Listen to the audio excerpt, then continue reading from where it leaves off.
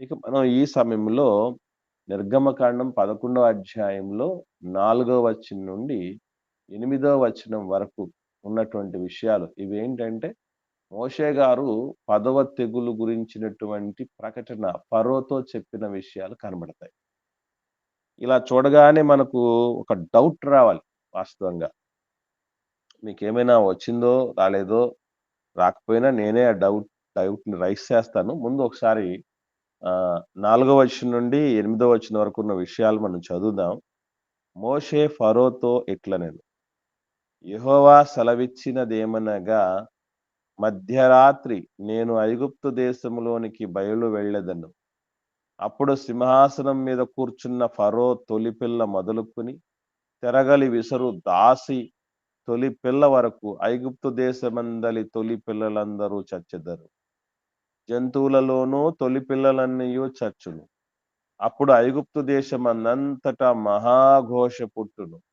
అట్టి ఘోష అంతకు ముందు పుట్టలేదు, అట్టిది ఇక మీదట పుట్టదు. యెహోవా ఐగుప్తీయులను ఇశ్రాయేలీయులను వేరుపరచునని మీకు తెలియబడునట్లు మనుష్యుల మీద గాని జంతువుల మీద గాని ఇశ్రాయేలీయులలో ఎవరి మీదనైనను ఒక కుక్కయు తన నాలుక ఆడించదు. అప్పుడు నీ సేవకులైన వీరందరూ నా యొద్దకు వచ్చి నాకు నమస్కారం చేసి, నీవును నిన్ను ఆశ్రయించియున్న ఈ ప్రజలందరూను బయలు వెల్లుడని చెప్పుదురు. ఆ తర్వాత నేను వెళ్ళుదును అనెను. మోషే అలాగు చెప్పి ఫరో యొద్ద నుండి అత్యాగ్రహముతో వెళ్ళిపోయెను. ఇది మీరు చదువుతున్నప్పుడు మనకొక డౌట్ రావాలి. ఎవరికన్నా ఏమైనా సందేహం వచ్చిందా? మనం పరిశీలనగా చదువుకుంటున్నాం మనం. అనంటే పరిశోధనాత్మకంగా చదువుతున్నాం, జాగ్రత్తగా చదువుతున్నాం, ఆహ్, గ్రహింపుతో చదువుతున్నాం అంటే 100% మనకో డౌట్ రావాలి. ఎవరికైనా ఏమైనా డౌట్ వచ్చిందా వీటిని చదువుతున్నప్పుడు?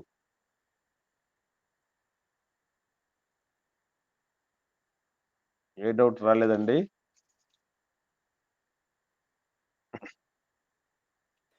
వందనాలనా? వందనాలమ్మా. చెప్పండమ్మా. ఇక్కడ జంతువులన్నిటిని మొదటగా పశువులను చంపినట్టుగా మనం చూస్తున్నాం కదన్నా. మళ్ళా ఇక్కడ తొలిచూరును చంపుతున్నా అని చెప్తున్నాడు. అది కొంచెం డిఫరెంట్. ఓకేమ్మా. రైట్. ఇంకా ఏమన్నా డౌట్? ఇక్కడ దేవుడు చెప్పినట్టు లేదన్నా మోషేకు. డైరెక్ట్ ఫరోతో చెప్తున్నాడు. ఓకేమ్మా. రైట్. Very good. ఇంకా డౌట్ రావాలి. ఇంకా అతి పెద్ద డౌట్ రావాలి. మోషే గారు చెప్పమ్మా. మీరు మమ్మల్ని పంపిస్తారు అని కూడా చెప్తున్నారన్న.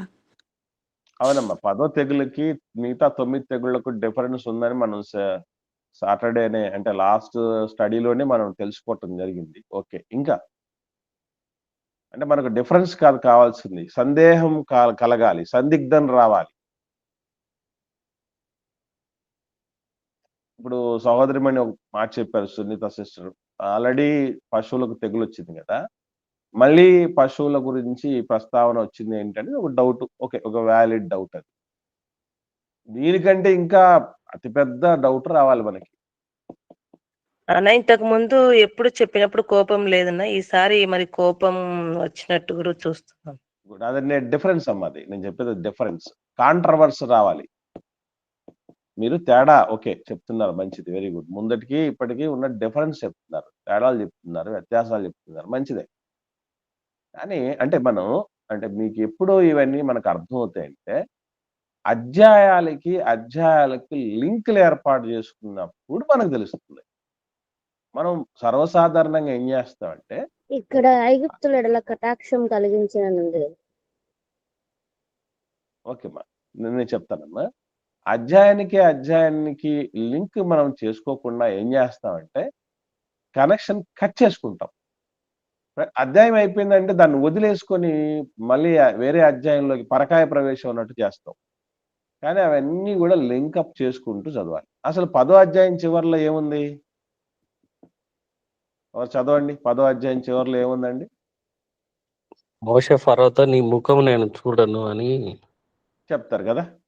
ఇక్కడ మనం ఓకేనా? చూస్తాం. నీ ముఖం నేను చూడను, నువ్వు అన్నది సరే అన్నాడు కదా. మరి ఇక్కడికి వచ్చి ఏం చెప్తున్నాడు 4వ వచనంలో? మోషే ఫరోతో ఇట్లానే అన్న, నేను నీ ముఖం చూడనని 10వ అధ్యాయం ముగించి 11వ అధ్యాయంలోకి వస్తే మళ్ళీ ఫరో దగ్గరికి వచ్చి చెప్పినట్టు ఉంది కదా. అది ఎలా? మనకు రావాల్సిన వ్యాలిడ్ డౌట్ అది. ఏమండి, నీకెవరికి రాలేదు, మనకెవరికి రాలేదంటే అర్థం ఏంటంటే మనం ఏం చేస్తున్నానంటే వదిలేస్తున్నాం, అధ్యాయాన్ని క్లోజ్ చేసేస్తున్నాం, అక్కడక్కడ ఎప్పటికప్పుడు అయిపోయింది అన్నటువంటిగా ఉంది. కాబట్టి మనం అటువంటి డౌట్ మనకు రాలేదు. ఇప్పుడు 12వ అధ్యాయంలో ఫరో పిలిపిస్తే వెళ్ళారు, అది మనం నేర్చుకున్నాం. నేను ముఖం చూడనని చెప్పిన తర్వాత ఎందుకు వెళ్ళాడు ఫరో దగ్గరికి అంటే, ఫరో మారాడు గనక దేవుడు అంతటా ఆయనే తన ఆలోచన మార్చుకున్నాడు, మానవుడు ఏమాత్రం అని మనం తెలుసుకున్నాం. కానీ ఇక్కడ ఫరో ఏం మారలేదు కదా. ఇంకా మారాడా? మరి మారకముందే ఫరో దగ్గరికి వెళ్ళాడు, నీ ముఖం చూడనని 10వ అధ్యాయం ముగించేసి 4వ వచనంలోకి వచ్చేసరికి మళ్ళీ ఫరోతో వచ్చి చెప్తున్నట్టుగా ఉంది కదా. What is this mean? దీని అర్థం ఏంటి? ఎలా మనం అర్థం చేసుకోవాలి దీన్ని?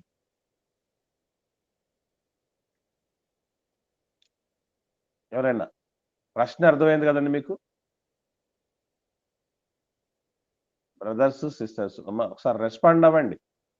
మీకు ప్రశ్న అర్థమైందా? అర్థమైంది. ఇప్పుడు దీన్ని ఎలా మనం ఆన్సర్ చేసుకోవాలంటారు? నేనే ఒక అన్యజనుడిగా ప్రశ్న వ్యక్తం చేశాను అనుకోండి, లేదు తెలియని వ్యక్తిగా మీకు నేను డౌట్ క్లారిఫై చేసుకోవడానికి అడిగాను అనుకుందాం. అప్పుడు మీరు ఏం సమాధానం చెప్పడానికి అవకాశం?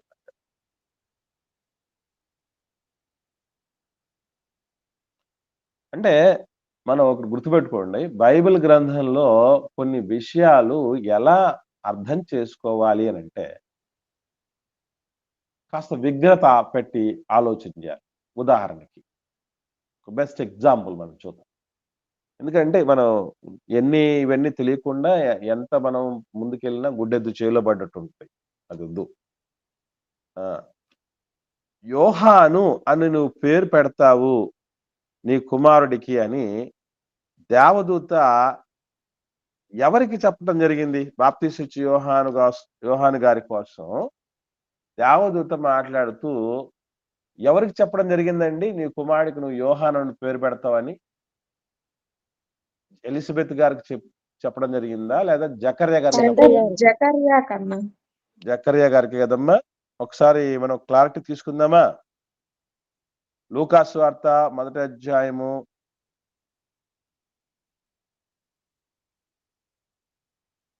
1వ అధ్యాయము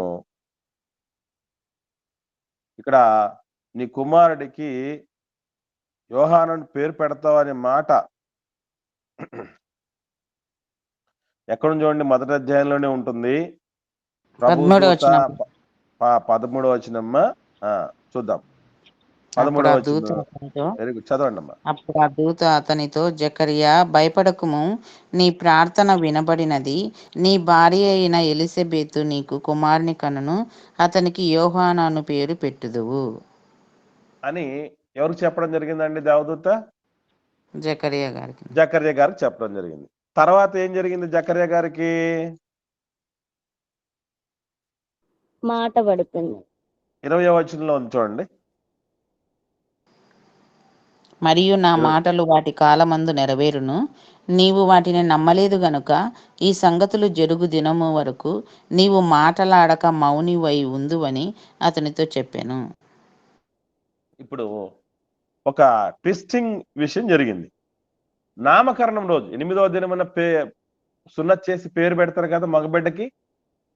ఆ రోజున యోహాను అని పేరు పెట్టింది ఎవరు? ఎలిజబెత్ అమ్మ పెట్టింది కదా. కానీ దావీదు చెప్పింది ఎవరికి? జకరియా గారు నాన్నకు చెప్పాడు. జకర్యా గారు అంటే యోహాను గారి యొక్క తండ్రి గారికి దేవుడు చెప్తే పేరు అమ్మ పెట్టింది. ఈ మధ్యలో నాన్నకి ఏం పోయాయి? మాటలు లేకుండా పోయాయి. ఇప్పుడు ఎట్లా తెలిసి ఉంటుంది అమ్మకి?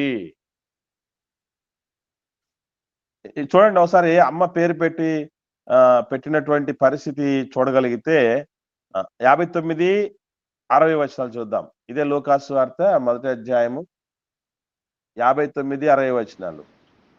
8వ దినమున వారు ఆ శిశువుకు సున్నతి చేయవచ్చి తండ్రి పేరును బట్టి జకరియా అను పేరు వానికి పెట్టబోచుండగా తల్లి అలాగు వద్దు, వానికి యోహానను పేరు పెట్టవల్లని చెప్పెను. ఇక్కడ మీకు ఈ కల్చర్ ఏదైతే మనకు ఇశ్రాయేలీల యూదుల కల్చరు ముఖ్యంగా తమిళియన్స్ లో ఎక్కువగా వాళ్ళు అడాప్ట్ చేసుకున్నారండి. మీకు తెలుసో తెలీదు, మన భారతదేశంలో తమిళియన్స్ కి ఇంటి పేరు ఏమొస్తా తెలుసండి? అమ్మా నవనీత, నువ్వు తమిళనాడులో ఉన్నావు కదా తల్లి, ఒకసారి చెప్పమ్మా, తెలుసా? సార్ ఇంటి పేరు తండ్రి మగపిల్లలకి పేరుతోనే స్టార్ట్ అవుతుంది సార్. తండ్రి సర్నేమ్ పేరే ఉండదు. ఇంటి పేరు. తెలుసా మీకు? ఇప్పుడు మన నవనీత్ గారు తండ్రి మన భర్త గారు ఉన్నారు, ప్రవీణ్ గారు. ఆయన ఇంటి పేరు ఏం పేరమ్మా? ఇంటి పేరు బుధాల గాని సార్, పిల్లలకి పేరు రాసేటప్పుడు వాళ్ళ డాడీ పేరు స్టార్టింగ్ లెటర్ తో ప్రవీణ్ కుమార్ కాబట్టి పి ప్రవీణ్, అదే పి ప్రశస్తి అని అట్లా రాస్తారు సార్. అట్లా వస్తుంది, చూసారా? అంటే ఇక్కడ కూడా మనం చూస్తే 59వ వచనంలో ఏముంది? తండ్రి పేరును బట్టి జకర్యా అని పేరు పెట్టబోగా. కొంతమంది పేర్లు అయితే ఇంటి పేర్లతో పాటు పేర్లు కూడా నాన్న పేర్లే ఉంటాయి. నేను ఎన్నోసార్లు మేము జనాభా లెక్కల సేకరణకి వెళ్ళినప్పుడు ఇవి మాకు బాగా పరిచయం. ఎందుకంటే అక్కడ ఏముంటదంటే పెద్ద సుబ్బయ్య కొడుకు చిన్న సుబ్బయ్య, ఎన్నోసార్లు చూస్తుంటారు. మా నాన్నగారి పేరు పెద్ద పెంచలయ్య అట, మా నాన్నగారి పేరు పెంచలయ్య. వాళ్ళ కొడుకుల్లో 4 కొడుకుల్లో ఒక కొడుకు పేరు చిన్న పెంచలయ్య. 3 తరాల్లో కూడా కామన్ గా ఏముంది? పెంచలయ్య ఉంది, పెంచలయ్య ఉంది. అట్లా తండ్రి పేరును బట్టి పేరు పెట్టుకున్నటువంటి వాళ్ళని మనం ఎంతో మంది చూస్తున్నాం. ఏమండి, ఇక్కడ నాన్నకు చెప్పాడు దేవుడు. జకర్యా గారికి దేవదూత చెప్పడం జరిగింది. ఈ మధ్యలో ఆయనకు నోరు పడిపోయింది. నోరు పడిపోతే పేరు మాత్రం తల్లి ఎలిజబెత్ అమ్మ చెప్పగలిగింది. ఎలా సాధ్యమైంది ఇది అంటారు? నాకు ఈ లాజిక్ మీకు అర్థమైందా? అంటే దేవదూత మాట్లాడినప్పుడు ఏమైనా అమ్మగారు అక్కడ ఉండవచ్చన్నా? ఓకే అమ్మా, నెక్స్ట్ అక్కడ ఉండగొట్టడానికి లేదమ్మా. ఎందుకనంటే అక్కడ యాజకుడు లోపలికి అది ప్రొహిబిటెడ్ ఏరియా అమ్మా, నిషిద్ధ ప్రదేశం. అక్కడికి అసలు ఎవరు వెళ్ళటానికి, వేరే పురుషులు వెళ్ళటానికి లేదు, భార్య అసలు వెళ్ళటానికి ఉండదమ్మా. ఇంకొక ప్రాబిలిటీ మేబీ ఒకవేళ ఈయనకు మాట పడిపోయిన తర్వాత ఈమె కూడా ఒకవేళ దేవదూత ప్రత్యక్షమై చెప్పి ఉండవచ్చు అని అనుకుంటున్నాను. నెక్స్ట్ ఇంకొక అవకాశం చెప్పండి. దేవుడు అట్లా అద్భుతం జరిగించడానికని ఆమెకు ప్రేరేపణ ఇచ్చిండొచ్చున్నా. ఓకే, ఇంకొక అవకాశం చెప్పండి. ఆయన చెప్పడానికి ఆయన మాటలు పడిపోయినాయి కాబట్టి ఆయన ద్వారా అయితే చెప్పిండడు. ఆయన చెప్పలేదు అని చెప్పడానికి మాటలు పడిపోయినా రాసి చూపించుంటారు. Very good. 63వ వచనం చూడండి, 63వ వచనం చూడండి.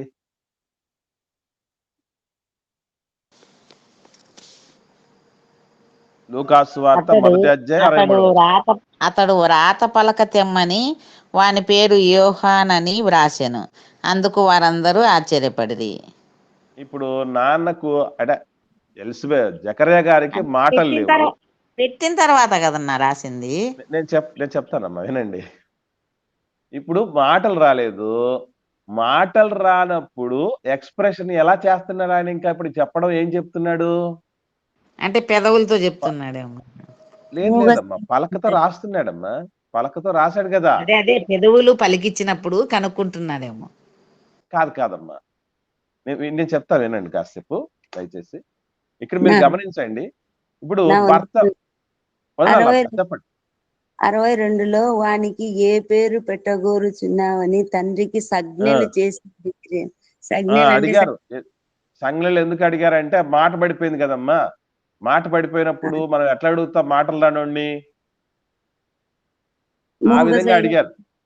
ఆయన సంజ్ఞలే ఎన్ని సైగలు చేసినా చెప్పలేరు, అర్థం చేసుకోలేరు కాబట్టి వ్రాత పలకలో రాయిచ్చేశాడు. ఇప్పుడు నేను నేను నేను ఏం చెప్తానంటే మాట పడిపోయింది. ఎక్కడ మందిరంలో సేవ చేసేటప్పుడు మాట అనేది బంద్ అయిపోయింది. పని అయిపోయిన తర్వాత, వర్క్ అయిపోయిన తర్వాత ఎక్కడికి వచ్చి ఉంటాడు? ఇంటికి ఇంటికి వచ్చింది. వచ్చింటాడు.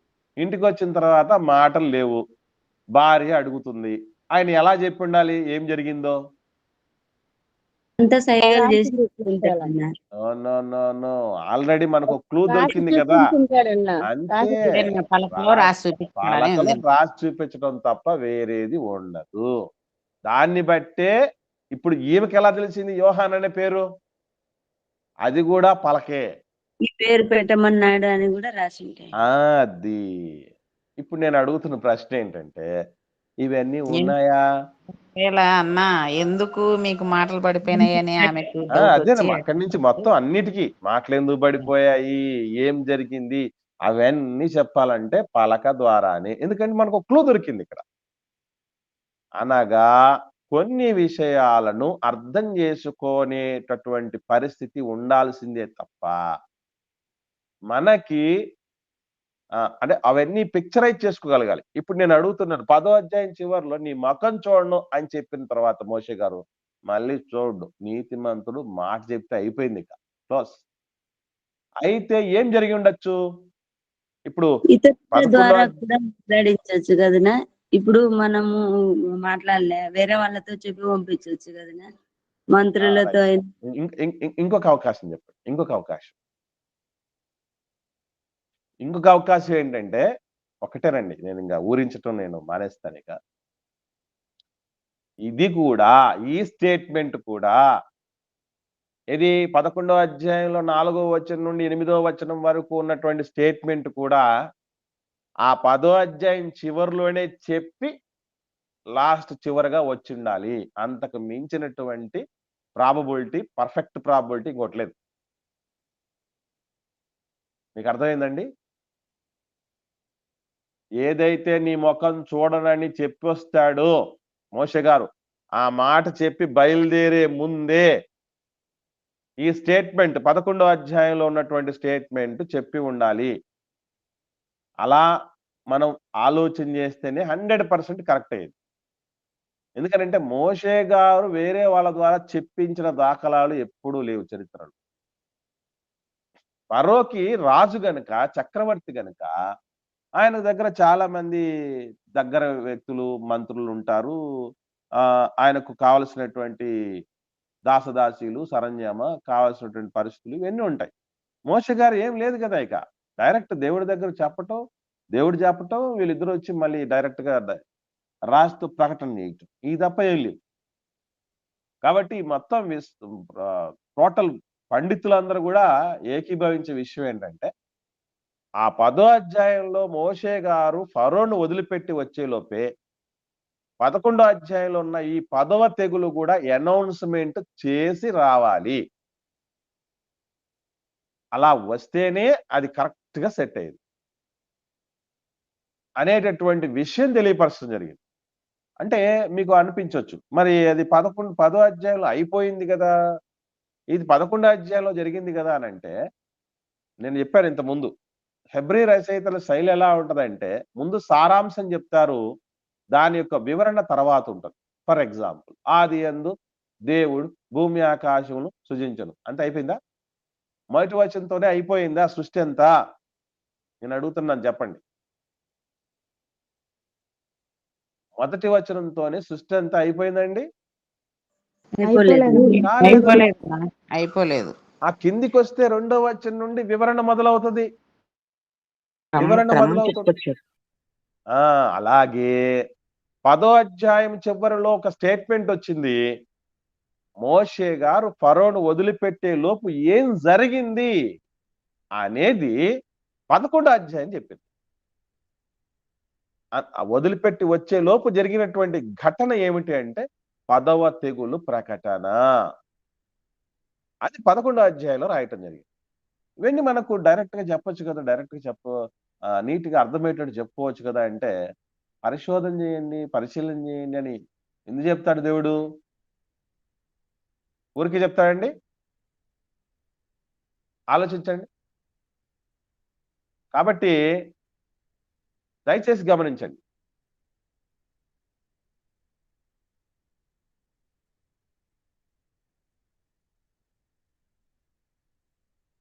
దయచేసి గమనించండి ప్రియులారా.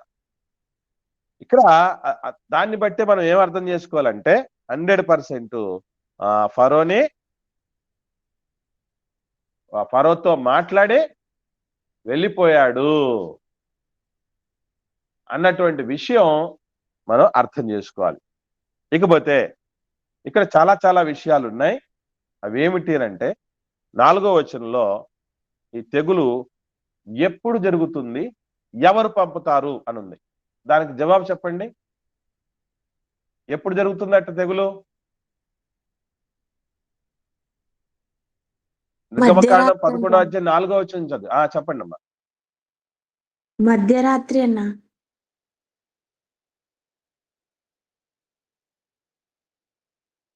అమ్మా, మధ్యరాత్రి వేళ. Very good.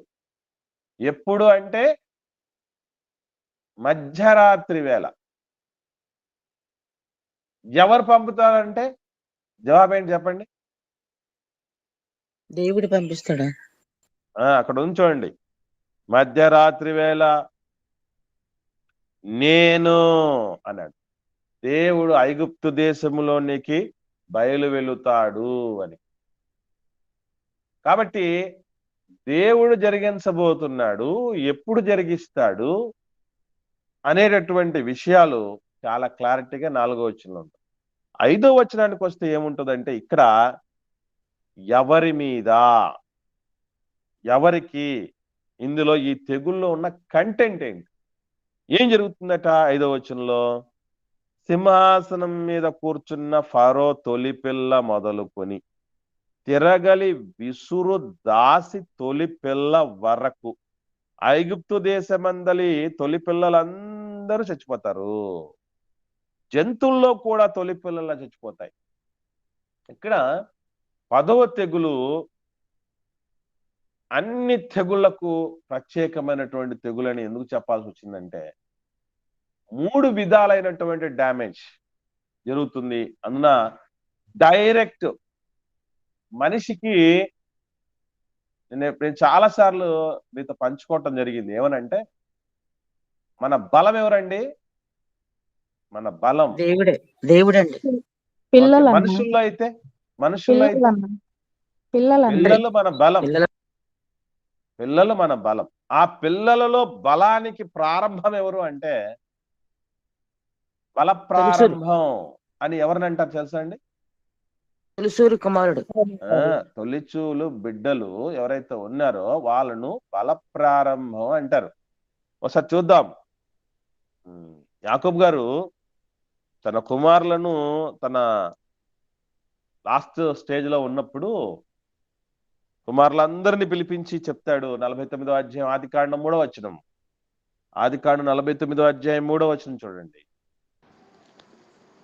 రూబేను, నీవు నా పెద్ద కుమారుడవు, నా శక్తియు నా బలము యొక్క ప్రథమ ఫలమును, ఔన్నత్యాతిశయమును బలాతిశయమును నీవే. రూబేన్ గారితో పెద్ద కుమారుడు గురించి మాట్లాడుతూ తండ్రి చెప్తున్నటువంటి మాట. ఇంట్లో పెద్ద బిడ్డలు ఎవరైనా ఉంటే వాళ్ళు చాలా మంది బాధపడుతూ ఉంటారండి. తెలుసా మీకు? పెద్ద బిడ్డలు అందరూ చాలా బాధపడుతూ ఉంటారు. ఎందుకంటే ఏ చిన్న అంటే వాళ్ళ తర్వాత తమ్ముడున్నా చెల్లున్నా ఇద్దరు కొట్లాడుకున్నారు అనుకోండి, ముందు దెబ్బలు ఎవరికి పడతాయి? పెద్దోడికే పడతాయి. పెద్దోళ్ళకే పడతాయి. ఎందుకు పడతాయి అంటే, ఎప్పుడు మనం చెప్పినా కూడా వాడు చిన్నోడు, అది చిన్నపిల్ల, వాళ్ళకేం తెలుసు అని పెద్దవాళ్ళకే దెబ్బలు పడతాయి. ఇంట్లో ఏ చిన్న బాధ్యత ఉన్నా, ఏ పనున్నా అందరికంటే ముందు బాధ్యత అప్పగించేది పెద్దవాడికే. అంటే ఇలా ఈ విధంగా అన్ని విషయాల్లో కూడానండి, అన్ని విషయాల్లో కూడా పెద్ద బిడ్డను ఎప్పుడైతే మీరు చూడండి, వాళ్ళ రాజస్వం ఎప్పటిదాకా అంటే రెండో సంతానం వచ్చేంత వరకు వాళ్ళ రాజస్వమేనండి. వన్స్ వచ్చేసారనుకోండి, సెకండ్ ఇష్యూ, రెండో బిడ్డ వచ్చేయడం జరిగిందంటే మాత్రం అప్పటిదాకా వాళ్ళని మనం ఎంతో అల్లారు బుద్ధిగా చూసుకొని ఉంటాం. వెంటనే వాళ్ళ నుంచి ప్రేమంతా ట్రాన్స్ఫర్ అయిపోద్ది. అందుకే సిబ్లింగ్ రైవల్రీ అని బేసికలీ ప్రతి తోబుట్టువుల మధ్య ఇది ఉంటదండి. మీకు విషయం తెలుసో తెలీదు, సడన్ గా తమ్ముడో చెల్లో ఏడుతారు. ఎందుకు ఏడుతారు తెలుసా? పక్కనే అన్నయ్య ఉంటాడు, అన్నయ్యో అక్కే ఉంటది, వాడు గిల్లుతారు వాళ్ళని, మనం గమనించి ఉండం, క్యారం అంటారు వాళ్ళు. ఎందుకనంటే నేను ఎక్కిన సంకరాది నువ్వు ఎక్కావు, నేను దాగిన పాలు రాయి నువ్వు తాగుతున్నావు, నేను పొందుతున్న ప్రేమ అది ఒడి నువ్వు పట్టేశావు అని ఆ బాధ ఉంటుంది వాళ్ళకి. అన్ని విషయాల్లో పెద్దోళ్ళని తప్పుపట్టడం, పెద్దోళ్ళకి బాధ్యత అప్పగించటం, వాళ్ళని కొట్టడం. నాకు తెలిసి ఈ ప్రపంచంలో ఎక్కువగా దెబ్బలు తిని ఉంటారు పెద్ద బిడ్డలు. అవునండి. పెద్ద బిడ్డలే అండి ఎక్కువ. అంతే, పెద్ద బిడ్డలే దెబ్బలు తిని ఉంటారు. దీన్ని బట్టి నేను ఎందుకయ్యానా ఇంట్లో పెద్ద బిడ్డనని చాలా మంది అనుకుంటారు. కానీ వాస్తవం చెప్పమంటారా, దేవుడు జ్యేష్ఠ సంతానానికి దేవుడిచ్చినటువంటి ఆ భాగ్యం ఎంత గొప్పదంటే, అసలు బల ప్రారంభమే పెద్ద బిడ్డ, బలమైన. ఎందుకు ఆ బరువు బాధ్యతలు మోసేటువంటి పరిస్థితి కావచ్చు. మీకు విషయం తెలియని విషయం ఏంటంటే, ఎక్కువ ఇచ్చిన దాన్ని మెయింటైన్ జ్యేష్ఠ బిడ్డకి జస్ట్ బల ప్రారంభం మాత్రమే కాదండి, మొదటగా పుట్టినటువంటి బిడ్డకి దేవుడు ఇశ్రాయేలీయుల చరిత్రలో ఎంతటి భాగ్యం ఇచ్చాడంటే, ఒకసారి చూద్దాం. ద్వితీయోపదేశకాండంలో కొంతమంది వీటిని చూసి పాత నిబంధన అప్లై అయినా బాగుంది అనుకుంటారు పెద్ద బిడ్డలు. 21వ అధ్యాయము, ద్వితీయోపదేశకాండం 21వ అధ్యాయము 17వ వచనం చూడండి. 17వ వచనం,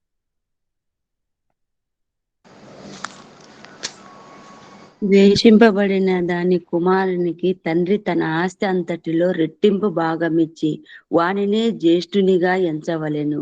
వీడు వాని బల ప్రారంభము కనుక జ్యేష్ఠత్వాధికారము వీనిదే. అధికారం ఒకటి ఉందట పెద్ద బిడ్డలకి.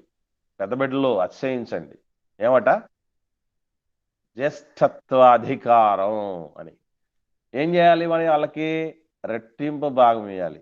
సేవింగ్స్ కోసం మా ఇద్దరు బిడ్డలకి నేను పైసలు ఇచ్చేటప్పుడు ఏం చేస్తానంటే, ఒక 100 రూపాయలు ఇవ్వాలనుకోండి ఇద్దరికి, పెద్ద అమ్మాయికి 110 రూపాయలు ఇస్తాను, చిన్న అమ్మాయికి 100 రూపాయలు ఇస్తాను. ఏమంటే, నువ్వు జ్యేష్ఠురాలు నైనా అని ఒక 10 రూపాయలు ఎక్కువ ఇస్తాను దానికి. నిజంగా ఈ ఇచ్చిన 10 రూపాయల వల్ల ఫోన్లే దీనికోసం నేను పెద్ద బిడ్డనైనా మంచి పని అయింది అని సంతోషపడుతుంటా. లేకపోతే ఎన్నోసార్లు నేను ఊరికెళ్ళ పెద్దదాన్ని అయ్యాను అనేటువంటి పరిస్థితులు. అమ్మాయి ఒకటే కాదు, చాలా మంది పెద్ద బిడ్డలు అలాగే అనుకుంటారు. అంత మాత్రమే కాదండి, అసలు మీకు విషయం తెలుసా? రాజవంశం అనుకోండి, రాజవంశంలో పుట్టారనుకోండి, అందులో పెద్ద బిడ్డకు వచ్చే భాగ్యం ఏంటో తెలుసండి? రాజుగా ఒకసారి వెరీ గుడ్ వెరీ గుడ్. దినవృత్తాంతం 2వ గ్రంథం చూద్దాం, 21వ అధ్యాయం. అమ్మ 3వ వచనం చూద్దాం. దినవృత్తాంతముల 2వ గ్రంథం 21వ అధ్యాయము 3వ వచనం చూడండి. అందుకు యోవాబు, రాజా నా ఏలినవాడా, యెహోవా తన జనులకు. అక్క, దినవృత్తాంతముల 2వ గ్రంథము 21వ అధ్యాయము 3వ వచనం.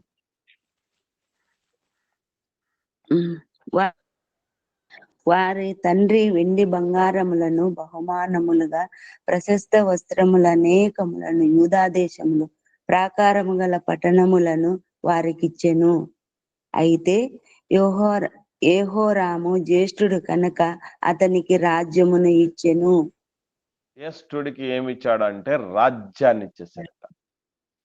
కాబట్టి బల ప్రారంభము పెద్ద బిడ్డే, రెట్టింపు భాగం పెద్ద బిడ్డకి, రాజ్యాధికారం పెద్ద బిడ్డకి. నెక్స్ట్ ఒకవేళ కొడుకే అనుకుందాం, కొడుకే అయితే తండ్రి తర్వాత తండ్రి తండ్రి అన్నంత బాధ్యత. అంత గొప్ప హోదా పెద్దన్నకే వస్తుంది, మొదటగా పుట్టినటువంటి బిడ్డకే వస్తుంది. అదే ఆడబిడ్డ పుట్టిందనుకుందాం, ముందు ఆమె తల్లి తర్వాత తల్లి అంతటిది అన్నటువంటి భాగ్యం ఇవ్వటం అనేది జరుగుతుంది. నేను ఇంకో మాట కూడా చెప్పాను ఇంత ముందు, ఎవరైతే పెద్ద బిడ్డలు ఉన్నారో వాళ్ళు నిజంగా అతిశయపడాలి అని. ఎందుకనంటే చాలా యాక్టివ్గా ఉంటారండి చిన్నపిల్లలు. మీరు చూసారా, అక్క కంటే చెల్లి తమ్ముడు యాక్టివ్గా ఉండటం చూసుంటాం మనం. అన్న కంటే వాళ్ళు తర్వాత పుట్టినటువంటి తమ్ముడు చెల్లెలు యాక్టివ్గా ఉండటం మనం చూసుంటాం. చాలా చలాగ్గా ఉంటారు, చాలా చురుగ్గా ఉంటారు, చాలా షార్ప్గా ఉంటారు. ఏదో పెద్ద బిడ్డకి వేపకాయ ఎంత వెర్రు ఉంటుందని కూడా సామెత ఉంది, మీరు విన్నారు ఎప్పుడన్నా? అంటారండి. అలాగే ఉంటారు కన్నా. ఎందుకు ఉంటారు అమ్మా? మీకు ఇంత ముందు ఒకసారి చెప్పాను ఎందుకు ఉంటారు అట్లా అని. గుర్తుంది ఎవరికైనా? పెద్దోళ్ళు చేసేటన్ని గమనిస్తూ ఉంటారు కాబట్టి వీళ్ళని. ఎవరమ్మా? ఎవరు పెద్ద బిడ్డలు ఎందుకు అంత ఇనాక్టివ్ గా ఉంటారు? పెద్ద బిడ్డలకు అన్న మాదిరిగా లేదా అక్క మాదిరిగా ఉంటది, వాళ్ళు చేసేటన్ని వీళ్ళు చూసాను. Very good. వాళ్ళకి ఆల్రెడీ ఫస్ట్ వాళ్ళు ఒంటరిగా ఉంటారన్నా, ఇప్పుడు వీళ్ళకి ఆల్రెడీ తోడొచ్చి ఉంటాం. కాబట్టి దేవుడు ఇద్దరిద్దరిని జతలుగా ఊరికే పంపడు. ఎందుకనంటే వాడిని చూసి వీడిని నేర్చుకోవాలని, వీడిని చూసి వాడిని నేర్చుకోవాలని. నేను మిమ్మల్ని ఊరికినే అడుగుతున్నాను అనుకుంటున్నారా? నేను పెద్ద దొంగని. ఎందుకనంటే మీ దగ్గర ఉండేటన్ని దోచుకోవాలని. నా దగ్గర ఉండేది మాత్రమే మీకు చెప్తే అట్లాగా, మీ దగ్గర ఉండేది నేను పొందుకోవద్దు, నేను దోచుకోవద్దు. అట్లా మనం ఉభయ కుశలోపరి అంటాం కదా, పరస్పర క్షేమాభివృద్ధి అంటే అదే. అంటే మీ దగ్గర నాకు తెలియని సంగతులు మీరు అనుకుంటూ ఉండొచ్చేమో, మిమ్మల్ని అడుగుతూ ఉంటే మీకేం తెలియదు అనుకొని నాకే అన్ని తెలిసే అని అనుకుంటారు. కాదు. సీక్రెట్లు చెప్తే అంత ఈజీగా మీరు చెప్పరని నేను ఇంతకాలం చెప్పలేదు. మీ దగ్గర ఉండేటివన్నీ, ఇంతమంది దగ్గర ఉండేటివన్నీ, నాకు తెలియని విషయాలన్నీ తెలుసుకోవటం, నాకు తెలిసినవన్నీ మీకు చెప్పటం. ఈ విధంగా మీరు బలపడతారు, నేను బలపడతాను. అన్నీ నాకే ఎవరికి తెలియదండి. మనం గుర్తుపెట్టుకోండి, ప్రపంచంలో అన్నీ ఎవరికి తెలియవు. మనం అనుకుంటూ ఉంటాం. మీరు కూడా ఆన్సర్ చేసేటప్పుడు వామ్మో మాకు తెలియదేమో అన్నటువంటి భయాలు, ఆందోళనలు పెట్టుకోకూడదు. మాకు తెలిసిన బ్రదర్కి పంచుతున్నాము, దానివల్ల ఇంకా 10 మందికి మేలు అవుద్దని అనుకొని చెప్పాలి, అంతే. అది మర్చిపోకండి. ఓకే, ఏది ఏమైనా మనం గుర్తుపెట్టుకోవాల్సిన విషయం ఏంటంటే, పాపం పెద్ద బిడ్డ వచ్చేసరికి ఎవ్వరు ఉండరు. ఉంటే అమ్మ నాన్న చాలా పెద్దోళ్ళు, వాళ్ళ మైండ్ సెట్ వీళ్ళ మైండ్ సెట్ అసలు సెట్ కాదు, చాలా కష్టం. ఇంకా చిత్రమైన విషయం ఏంటంటే అండి, పిల్లలకు ఊహొచ్చేంత వరకు మాత్రమే అమ్మ తగ్గుతుంది, నాన్న తగ్గి ఉంటాడు. ఎప్పుడైనా మీరు చూడండి, చిన్నపిల్లలతో మాట్లాడేటప్పుడు, ఒళ్ళో పాలు తాగే పిల్లలతో మాట్లాడేటప్పుడు అమ్మ ఎట్లా మాట్లాడుతుందండి? చిన్నపిల్లలాగా మాట్లాడుతుంది. చిన్నపిల్లలాగే మాట్లాడుతుంది. వాడు ఏదేదో అంటూ ఉంటే ఈవేదేదో లోకం ఉంటది. అసలు నిజంగా ఏమి తిక్కలుగా ఉన్నది ఏంది అనిపిస్తుంది ఎవరికైనా చూస్తే వాళ్ళకి. నాన్న మాట్లాడేటప్పుడు వెరీ గుడ్ అమ్మా. నాన్న మాట్లాడేటప్పుడు అలాగే మాట్లాడతాడు పిల్లలతో. అలాగే పిల్లల యొక్క సంజ్ఞలు, సైగలు అన్ని వీళ్ళు అర్థం చేసుకుంటారు. కానీ ఇది కొద్ది కాలం వరకే, తర్వాత మరలా వాళ్ళకి మధ్య అంతరం పెరిగిపోతుంది, వీడు ఒంటరి అయిపోతాడు, కొడుకు కానీ కూతురు కానీ. అందుకు వాళ్ళు డల్ ఉంటారు. కానీ ఇదిగో రెండో బిడ్డ, ఆడబిడ్డ మగబిడ్డ వచ్చేసరికి ఆల్రెడీ అన్నయ్య రూపంలోనో అక్క రూపంలోనో మంచి ట్రైనరు, మంచి మాస్టర్, మంచి ఎక్స్పీరియన్సర్ ఉంటారు కాబట్టి వెంటనే ఎదిగిపోతారు. అసలు మనం ఈ విధంగా ఇంటరాక్ట్ అవటం వల్ల ఇద్దరికి ఏం మేలంటే, కొన్ని దశాబ్దాలు మనం ఒంటరిగా కష్టపడితే గాని తెలుసుకోలేని సంగతులు కొన్ని నెలల్లోనే, కొన్ని రోజుల్లోనే తెలుసుకోగలం. ఎందుకు? ఆల్రెడీ ఒకరికొకరు తోళ్ళు ఉన్నాం మనం, కాబట్టి ఈజీగా మనం ఎదిగిపోవచ్చు. అందుకే ఇటువంటి వాటికి రమ్మని పిలిచేది మనం. ఎందుకంటే అందుకే. ఓకే, కాబట్టి ఇది జ్యేష్ఠత్వపు హక్కుకున్నటువంటి పరిస్థితి, జ్యేష్ఠుడికి ఉన్నటువంటి పరిస్థితి. అలాంటి జ్యేష్ఠులను ఫస్ట్ పాయింట్, రాజు యొక్క జ్యేష్ఠ కుమారుడు చంపబడతాడు. తర్వాత తిరగలి విసురు దాసి అని చెప్పబడింది. కానీ దీన్నే 12వ అధ్యాయంలోకి వస్తే ఏమని చెప్పబడిందో ఒకసారి చూద్దాం. ఈ తిరగలి విసురు దాసి అన్నటువంటి దానికి మ్యాచ్ అవుతూ చెప్పినటువంటి మాటను మనం చూడగలిగితే 12వ అధ్యాయం 29వ వచనం చదువుతామండి. 29వ వచనం. ఇక్కడ వేరే పదం వాడబడింది చూడండి. నిర్గమకాండం నిర్గమకాండం అర్ధరాత్రి 12వ వేళ అధ్యాయం 29. అర్ధరాత్రి వేళ జరిగినదేమనగా సింహాసనము మీద కూర్చున్న ఫరో మొదలుకొని చెరసాలలో ఉన్న ఖైదీ యొక్క తొలిపిల్ల వరకు ఐగుప్తు దేశమందలి తొలిపిల్లలనందరినీ పశువుల తొలిపిల్లలనందరినీ అన్నిటినీ యెహోవా హతం చేసెను. ఇప్పుడు మీరు ఇంత ముందు మనం విన్న స్టేట్మెంట్ కి ఇక్కడ దానికి ఏమైనా డిఫరెన్స్ కనుక్కున్నారా? తిరగలి విస్తృతం అన్న కూడా జైల్లో ఉన్నారు. తిరగలు విసురు దాసి అని చెప్పబడింది మనకు 11వ అధ్యాయంలో. 12వ అధ్యాయంలోకి వస్తే ఏమని వచ్చిందండి? జైల్లో ఉన్న ఖైదీలుగా ఉన్నారు. చెరసాలలో ఉన్న ఖైదీలు అన్నాడు. అంటే తిరగలు విసురు దాసి అన్నా చెరసాలలో ఉన్న ఖైదీ అన్నా ఇద్దరు ఒకటే అండి అనేటటువంటి విషయం మర్చిపోకూడదు. ఒక్కటి. రెండో విషయం ఏంటంటే ఖైదీలలో ఆడవాళ్ళు ఉంటారు, మగవాళ్ళు ఉంటారు. కాబట్టి ఆడవాళ్లకు జ్యేష్ఠ కుమారుడే, మగవాళ్ళకు కూడా జ్యేష్ఠ కుమారుడు. తండ్రికి కొడుకే, తల్లికి కొడుకే కదా. కాబట్టి ఈ పద ప్రస్తావన ముందు 11వ అధ్యాయంలో అమ్మ గురించి చెప్పాడు, 12వ అధ్యాయంలో కామన్ గా చెప్పాడు. అది ఇద్దరికి వర్తించేది. ఖైదీ అంటే ఆడవాళ్ళని అంటారా, లేదా మగవాళ్ళని అంటారా, లేకపోతే వేరే వాళ్ళని ఎవరినైనా అంటారా? మగవాళ్ళనైనా ఖైదీ అంటారు, ఖైదీని అనరు. ఆడవాళ్ళని ఖైదీని అనరు, ఖైదీ అంటారు అంతే. అంటే కామన్ వర్డ్స్ ఉంటాయి. ఇప్పుడు నేను ఒక మాట చెప్తాను చూడండి. మనిషి అన్నాం అనుకోండి, ఆడవాళ్ళకి మాత్రమేనా లేదా వర్తించేది, మగవాళ్ళకి మాత్రమేనా వర్తించేది? ఇద్దరికినా? ఇద్దరికే వర్తిస్తుందండి. మనిషి అన్న పదం ఇద్దరికి వర్తిస్తుంది. మగ మనిషి, ఆడ మనిషి అంటాం కదా. కాబట్టి అలా కామన్ వర్డ్స్ కొన్ని ఉంటాయి, అవి ఇద్దరికీ వర్తించే గనక బిడ్డ ఒకరే ఉన్న తల్లిదండ్రులు అనేటటువంటి వాళ్ళు ఇద్దరు ఉంటారు గనక చాలా జాగ్రత్తగా రాయించాడండి దేవుడు. మహనీయుడు. చాలా ఉన్నతమైనటువంటి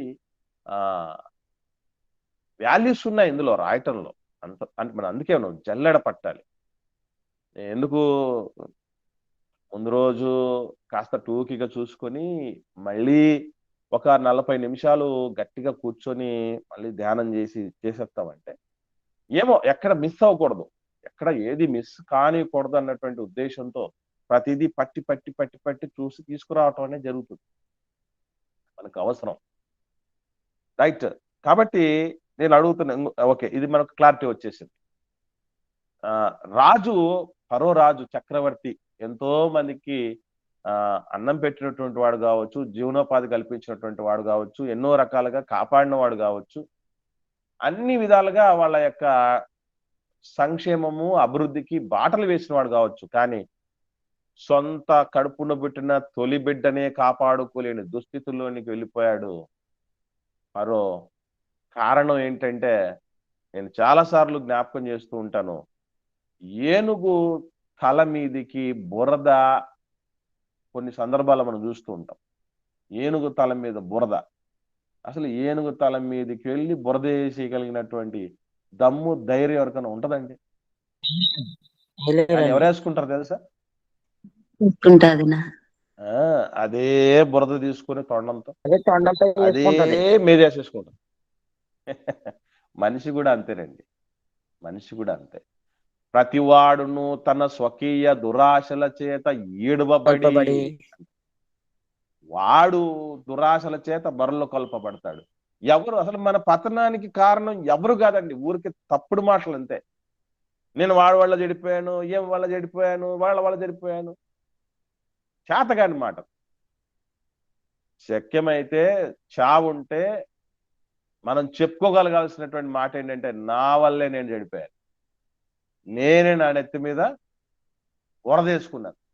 ఫరో పడిపోయాడు, ఫరో దరిద్రంగా దారుణమైన స్థితిలో ఉండిపోయాడు, సొంత బిడ్డను కూడా కాపాడుకోలేకపోయాడు. ఎవరి వల్ల? తన కఠినత్వం వల్ల, తను చేసినటువంటి పని వల్ల అలా పోయాడు తప్ప అది ఎవరి తప్పు కాదు. గమనించండి. ఇకపోతే మనకు ఒక ప్రశ్న ఉద్భవించవచ్చు, దేవా 9 రకాల తెగుళ్ళు రప్పించావు, నాకు ఏం పెద్దగా బాధ అనిపించలేదు, కానీ తొలి బిడ్డలను చంపించేటటువంటి నిర్ణయం ఎందుకు తీసుకున్నారు? మనకు కొంచెం ఒక తల్లిదండ్రులంగా మనకు ఆ మనసు ఉండొచ్చు. చెరసాల్లో ఉన్న దాసుడు యొక్క బిడ్డల్ని కూడా వదిలిపెట్టలేదు, పశువుల యొక్క తొలి బిడ్డల్ని కూడా వదిలిపెట్టలేదు. ఎందుకంటే ముందు పశువులకు సంబంధించిన తెగులు వచ్చింది, కానీ ఇది జ్యేష్ఠం మొదటి సంతానం యొక్క చావుకు సంబంధించినటువంటి తెగులండి, సపరేట్. ఇంత పశువుల యొక్క తొలి బిడ్డలను కూడా చంపినటువంటి పరిస్థితులు ఉన్నాయంటే ఇది దేవుడికి ఏ రకంగా న్యాయం అంటారు? మనం ఎలా సమర్థిస్తాం మన దేవుడి చర్యని చెప్పండి? ఎలా అండి సమర్థిస్తాం? ఫరో సంరక్షణలో ఉన్నాయి అన్ని అండి. మరి ఎవరు మాట్లాడట్లేదు. రాజు కదా. అది కాదమ్మా, నేను అనేకుతున్నది అది కాదమ్మా. ఇప్పుడు దేవుడికి ఇది న్యాయమా? మనుషుల్ని రాజు తొలి సంతానం మొదలుకొని దేశంలో, ఐగుప్తు దేశం చిన్న దేశం కాదండి, ఎన్నో లక్షల మంది ఉన్నారు. వాళ్ళ తొలి సంతానము పోవటం అంటే నిజంగా ఏం జరిగింది ఆ తర్వాత అండి? ఆ విధంగా జరిగినప్పుడు ఏం జరుగుతుందని చెప్పడం జరిగింది? చచ్చిపోయిన 6వ వచనం చూడండి, 6వ వచనం ఏమని చెప్పండి? 11వ అధ్యాయం నిర్గమకాండం 6వ వచనం చూడండి, ఏమని చెప్పడం జరిగింది? ఇప్పుడు ఐగుప్తు దేశమందంతటా మహాఘోష పుట్టును, అట్టి ఘోష అంతకు ముందు పుట్టలేదు, అట్టిది ఇక మీదట పుట్టదు. అంటే ఎంతో మంది ఇంకా బిడ్డ చనిపోతే ఎట్లా ఉంటదండి పరిస్థితి?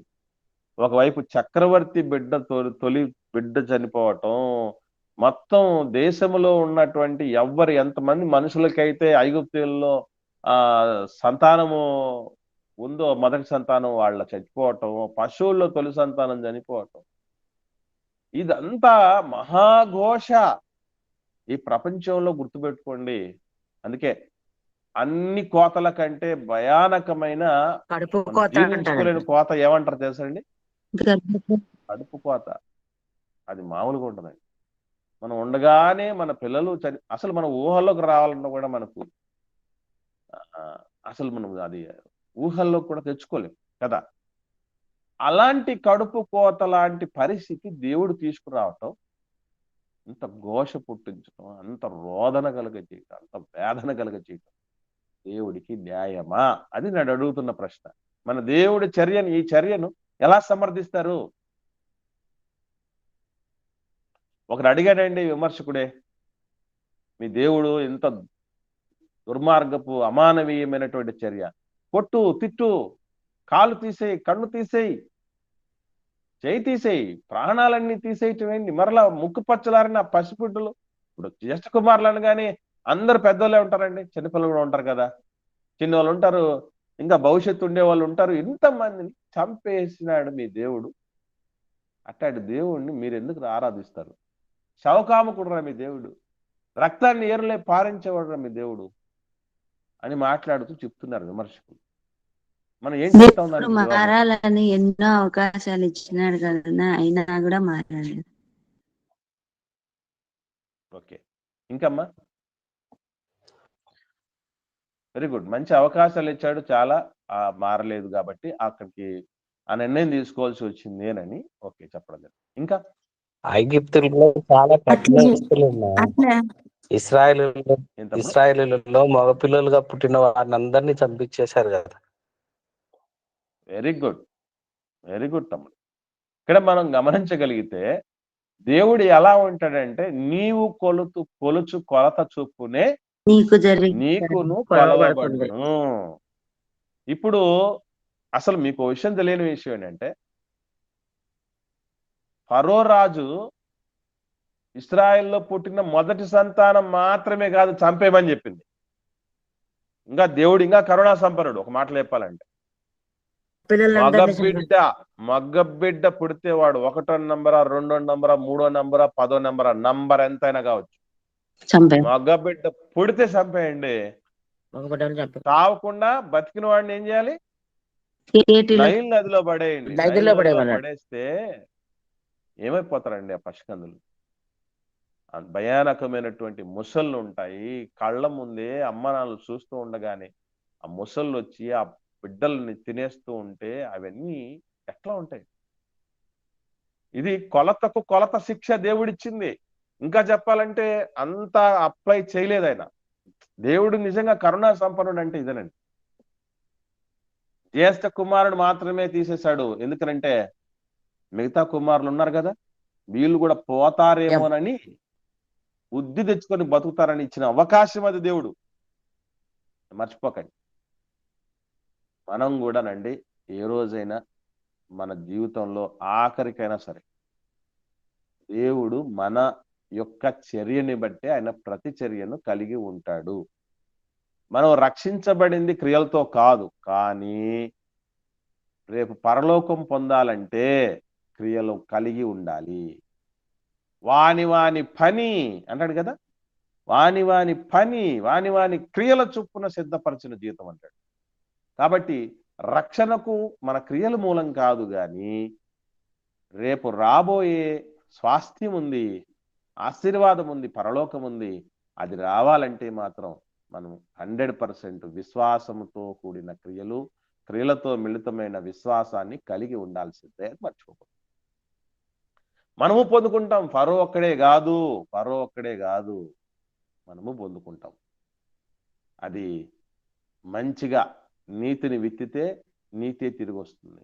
మంచిని విత్తితే, మేలుని విత్తితే మేలే తిరిగి వస్తుంది. కీడుని విత్తితే కీడే తిరిగి వస్తుంది. చిత్రం ఏంటంటే వాస్తవంగా దేవుడి యొక్క కొలత ఇక్కడ 100% అయితే ఇంప్లిమెంట్ చేయలేదండి. ఎందుకనంటే ఇప్పుడు మనం భూమిలో విత్తనం పెట్టాం అనుకోండి, ఒకటే తిరిగి వస్తుందా లేకపోతే ఎక్కువ వస్తాయండి? వస్తుందండి. ప్రశ్న అర్థమైందండి? వస్తుంది. ఒకటే వస్తుందా ఎక్కువ వస్తాయండి? ఒకటే వస్తారు. ఎక్కువ అమ్మా, వస్తాయండి. ఒకటే వస్తుందా? తర్వాత భూమిలో గింజ పెట్టేశామంటే మళ్ళీ కొన్ని ఒకటే గింజ వందలు వస్తుందమ్మా? వస్తాయి. 100 వస్తాయి. అందుకే ప్రభు ఒక మాట అన్నాడు, ఏమనంటే మీరు కొలిచిన కొలతే మీకును కొలవబడును, మరి ఎక్కువ మీకు ఇయ్యబడును అన్నాడు. మరి ఎక్కువ మీకు ఇయ్యబడును అని ఎందుకన్నాడంటే విత్తినదే కోస్తాము, కోసేది కూడా ఎక్కువ కోస్తాం. ఇది పాజిటివిటీకి వర్తిస్తుంది, నెగిటివిటీకి వర్తిస్తుంది. అంటే ఒక చిన్న దుర్మార్గం కలిగి ఉంటేనండి దాని పర్యవసానం ఎక్కువ పొందుకోవాల్సి వస్తుంది. అది విషయం. మనం అనుకుంటూ ఉంటాం, తప్పు చేసిన ప్రతి ఒక్కడు ఏమనుకుంటాడంటే ఇంత చిన్న తప్పు కదా. తప్పు చేసిన వాళ్ళందరూ ఏమంటారు చెప్పండి? ఎవరైనా కానీ, నేను ఎంత తప్పు చేశాను, నెత్తి మీదకి వచ్చిందంట. చిన్న తప్పు కదా, ఇంత చిన్న తప్పుకి అంత పెద్ద శిక్ష ఏంటి? ఇది అంటూ ఉంటాం. వాడు ఎంత పెద్ద తప్పు చేసినా కూడా నేను చిన్న తప్పే అంటాడండి మనిషి. కానీ ఒకటే, ఎంత తప్పు చేసినప్పటికీ అది భూమిలో వేసిన విత్తనంలాంటి తిరిగి మొలచేటప్పుడు ఫలించినప్పుడు ఒకటి రాదు, ఎక్కువ వస్తాయి. అలాగే నీతి కూడా అంతే. కొంచెం నీతి కలిగి ఉండి విత్తిన ఎక్కువ మనం నీతి పొందుకోవటం అనేది జరుగుతుంది. ఇక్కడ కూడానండి దేవుడు ఎంత మహనీయుడు అంటారండి. ఆయన పరో కొలతకు కరెక్ట్ గా కొలత వేసి ఉంటే ఎవరిని లేపేసి ఉండాలి దేవుడు? మొత్తం మగబిడ్డలందరినీ, ఐగుప్తీయుల మగబిడ్డలందరినీ చంపించి ఉండాలి. ఆ పని చేయలేదండి. ఆ పని చేయలేదు. కొంచెమే ఇచ్చాడు శిక్ష. తెగుళ్ళు 10 అంటే మొత్తం 10 తెగుళ్ళలోనూ దేవుడు ఏం కనపడుతుందంటే కరుణ కనపడుతుంది, ఆయన జాలి కనపడుతుంది, ఆయన ఇచ్చిన అవకాశాలు కనపడుతున్నాయి. హ్యాట్సాప్. అటువంటి దేవుడు ఎక్కడ ప్రపంచంలో ఉండడండి. అందుకే నేను రాస్తాను, శాశ్వత ప్రేమతో మమ్మ ప్రేమించిన మా దేవా, మా కొరకే నీ ప్రేమ మరువలేని మధురామృతం. ఇహలోకంలో ఇట్టి ప్రేమ కనరాదయ్యా, ఇహ సంపదలతో ఇట్టి ప్రేమ కొనలేమయ్యా. తమ్ముడు సురేష్ సునీత దంపతులు, అలాగే వాళ్ళ తమ్ముడి కుటుంబం, వీరిరువురు కూడా స్పాన్సర్ చేశారండి ఆ సాంగ్కి. వాళ్ళు చూసుకున్నారు. అద్భుతమైన పాట. తర్వాత వినండి వీలైతే. ఎక్కడ కనపడదు దేవుడి ప్రేమ ఇహలోకంలో, మానవ మాత్రంలో అబ్బడి దగ్గర కనపడదండి. అసలు ఆయన అద్వితీయుడని ఊరికే అనలేదు. కొలతకు కొలతేసినా కూడా అయిపోవలసింది. అక్కడ కూడా దేవుడు కరుణ చూపటమే. కరుణా సంపన్నుడు, కనికర సంపూర్ణుడే. ఓకే. తర్వాత దేవుడు చెప్తున్నటువంటి మాటల్లో 7వ వచనం చూద్దాం. ఎవరు తప్పించబడతారో అక్కడ చెప్పాడు. 7వ వచనంలో తప్పించబడే వాళ్ళు ఎవరు అనంటే, యెహోవా ఐగుప్తీయులను, నిర్గమకాండం 11వ అధ్యాయం 7వ వచనం అండి. యెహోవా ఐగుప్తీయులను ఇశ్రాయేలీయులను వేరుపరచునని మీకు తెలియబడినట్లు మనుషుల మీద గాని జంతువుల మీద గాని ఇశ్రాయేలులో ఎవని మీద ఒక కుక్క తన నాలుక ఆడించదన్నాడు. ఏంటి కుక్క నాలుక ఆడించడంటే? కుక్క నాలుక ఆడించదు అంటారు కదండి, అన్నాడు కదండి మోషే గారు. ఏంటి దీని అర్థం ఏంటంటారు చెప్పండి? అంటే ఎవరికి గాయం కానీ చనిపోయిన వాళ్ళకి కుక్కలు నాకుతాయి కదన్నా, అందుకని చనిపోయిన వాళ్ళకి కుక్కలు నాకుతాయి. ఇశ్రాయేలీలో ఎవరు చనిపోరని. ఓకే, ఇంకమ్మా ఇంకా రైట్. వినండి, అసలు ఐగుప్తీయులందరిలో ఏం ఏం కలుగుతుందని చెప్పడం జరిగిందండి. 7వ వచనంలో మనం 6వ వచనంలో చూసాం వధ కదా. జరిగింది. ఘోష పుట్టింది, మహాఘోష పుట్టింది కదా. కానీ ఇక్కడ కుక్క కూడా అరవదు అంటే అంత నెమ్మది ఉంటుంది. ఎక్కడ అసలు అంటే ఐగుప్తీయులందరిలో మహాఘోష పుడితే ఇశ్రాయేలీలను డిస్టర్బ్ చేయటానికి ఒక కుక్క కూడా మొరగదు అని అర్థం. మొరిగే కుక్క కరవదంటారు కదా. కానీ దేవుడు మొరిగేటటువంటి పరిస్థితి కూడా కుక్కకు పెట్టలేదు ఇశ్రాయేల్ సమాజంలో. ఆహా, దేవుడి దగ్గర ఉంటే పరిస్థితి ఎట్లా ఉంటదంటే రండి, అందుకే అంటాడు నిన్ను ఆనుకున్నవాడు పూర్ణ శాంతి గలవాడిగా ఉంటాడు. ఎవడు దీనుడై నీ సన్నిధిని వణుకుచున్నో వాడినే నువ్వు దృష్టిస్తూ ఉన్నావు, వాడు పూర్ణ శాంతి కలిగివాడుగా ఉంటాడు. అక్కడ ఐగుప్తీయుల మహాఘోష, ఇక్కడ కుక్క కూడా డిస్టర్బ్ చేయదు మొరిగి అనే మాట దేవుడు చెప్తున్నాడు. ఇక్కడ 8వ వచనానికి వస్తే, అప్పుడు నీ సేవకులైన వీరందరూ నా యొద్దకు వచ్చి నాకు నమస్కారం చేస్తారు, నీవు నిన్ను ఆశ్రయించినట్టు ఈ ప్రజలందరూ బయలు వెళ్ళండి చెప్తారు, అప్పుడే నేను వెళ్తాను అని చెప్పి మోషే అలాగ చెప్పి ఫరో యొద్ద నుండి అత్యాగ్రహంతో వెళ్ళిపోయాడట. ఇక్కడ మీరు గమనించండి, ఎవరు వస్తారట మోషే గారి దగ్గరికి? మోషే గారి దగ్గరికి ఎవరు వస్తారని చెప్పాడండి 8వ వచనంలో? నీ సేవకులైన ఫరో సేవకులు ఎవరికి నమస్కారం చేస్తారట? ఫరో సేవకులు వాస్తవంగా ఎవరికి నమస్కారం చెయ్యాలి? చెయ్యాలి. కానీ మోషే గారికి నమస్కారం చేస్తారంటే రాజు మారిపోతాడు. 10వ తెగులు అంతానికి ఏమైపోయిందంటే, ఇశ్రాయేలీలు ఐగుప్తులో ఉండగానే రాజు మారిపోయాడు. రాజును మార్చేశాడు దేవుడు. ఇప్పుడు రాజు ఎవరంటే మోజెస్ గారు. అందుకే నీ సేవకులందరూ వచ్చి నాకు నమస్కారం చేసి మీరు వెళ్ళిపోండయ్యా అని చెప్పేంత వరకు నేను వెళ్ళను అని. చిత్రం ఏంటంటారండి, చరిత్రలో మోషే గారికి ఉన్న ట్యాగ్లైన్ ఏంటి? భూమి మీద ఉన్న వాళ్ళందరిలో మిక్కిలి సాత్వికుడు కదా. అలా సాత్వికుడికి ఏమొచ్చిందటండి? మామూలు ఆగ్రహం కాదట, అత్యాగ్రహం అని రాయబడి. ఏమండి, మామూలుగా సర్వసాధారణంగా కోప్పడే వాళ్ళ కోపం పెద్దగా ఉండదండి. కానీ ఎప్పుడు కోపం రాకుండా ప్రశాంతంగా ఉన్న వాళ్ళ కోపం వచ్చిందంట. రౌద్రంగా ఉంటదండి, మామూలుగా ఉండదండి, అది మామూలుగా ఉండదు. అందుకే చూడండి, నిమ్మలంగా ఉంటదండి సముద్రం. కానీ తుఫాను రేగునప్పుడు చూడాలి, తుఫాను ఎప్పుడు రాదు, తరచుగా రాదండి తుఫాను, ఎప్పుడో రేరుగా వస్తుంది. అప్పటిదాకా నిమ్మలంగానే ఉంటది సముద్రం. మోషే గారు సముద్రం లాంటివి. తుఫాను వస్తే చక్రవర్తి కూడా తట్టుకోలేకపోయాడు, నమస్కారం పెట్టి పంపాల్సి వచ్చింది. అత్యాగ్రహం. ఈ ఆగ్రహం ఎవరి కోసం వచ్చిందని అంటే దేవుడి కొరకు వచ్చింది, దేవుని ప్రజల కొరకు వచ్చింది, దేవుడు వాడుకోగా వచ్చింది. ఆగ్రహం అన్ని విషయాల్లో చెడ్డది కాదండి, మర్చిపోకండి. మనం ఏమనుకుంటాం అంటే కోపపడడం మంచి లక్షణం అంటారు అనుకుంటారా, చెడ్డ లక్షణం అంటారు చెప్పండి? సందర్భాన్ని బట్టి మంచిదిగా ఉంటది. వెరీ గుడ్ అమ్మా. అసలు మీకు విషయం ఏంటంటే కోపములో న్యాయం ఉండాలి. నీవు కోపించుట న్యాయమా అంటాడు. అంటే కోపంలో ఏముండాలి? న్యాయమైన కోపం ఒకటి ఉంటది. అన్యాయమైన కోపం అని ఒకటి ఉంటుంది. ప్రపంచంలో కోపపడుతున్న ప్రతి ఒక్కరు అన్యాయంగా కోపపడుతున్నారు అనుకోకూడదు. అలాగని కోపపడుతున్న ప్రతి ఒక్కరు న్యాయంగానే కోపపడుతున్నారు అనుకోకూడదు.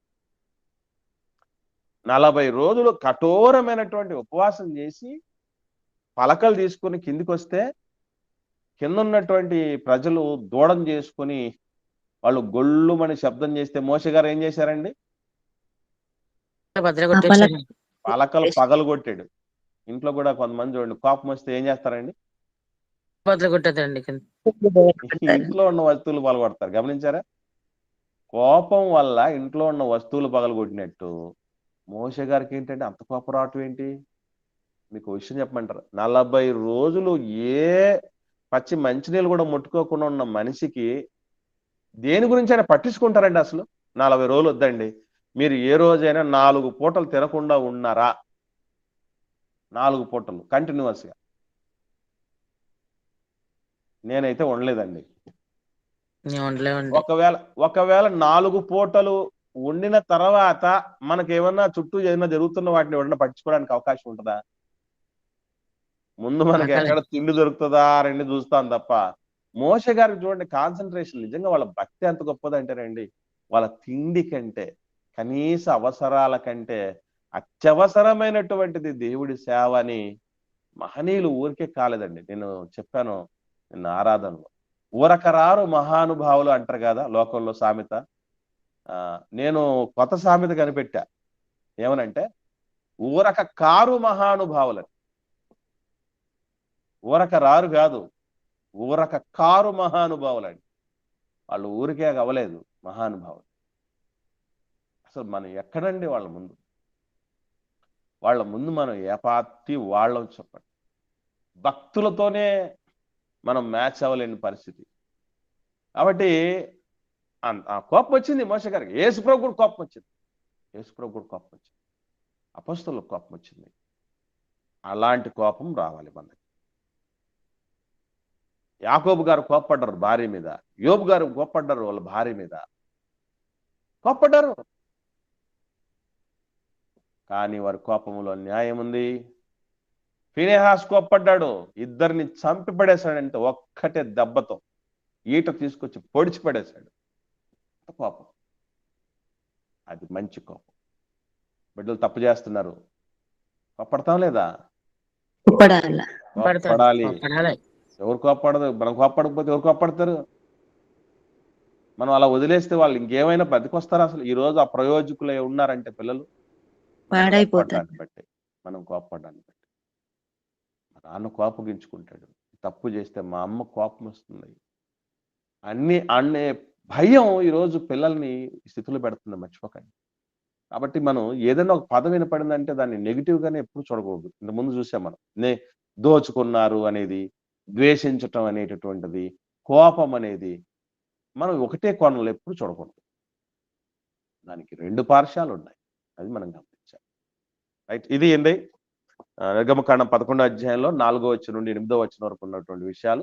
నెక్స్ట్ సమ్అప్ 11వ అధ్యాయంలో చివరి కన్క్లూజన్ వర్డ్స్ చూసుకున్న తర్వాత అన్వయానికి మనం వెళ్ళిపోతాం. ఇప్పటి వరకు విన్న వాటిలో ఎవరికైనా ఏమైనా సందేహాలు ఉంటే దయచేసి అడగండి. లేని పక్షం ఒకరు ప్రార్థన చేయండి, ముగించుకుందాం.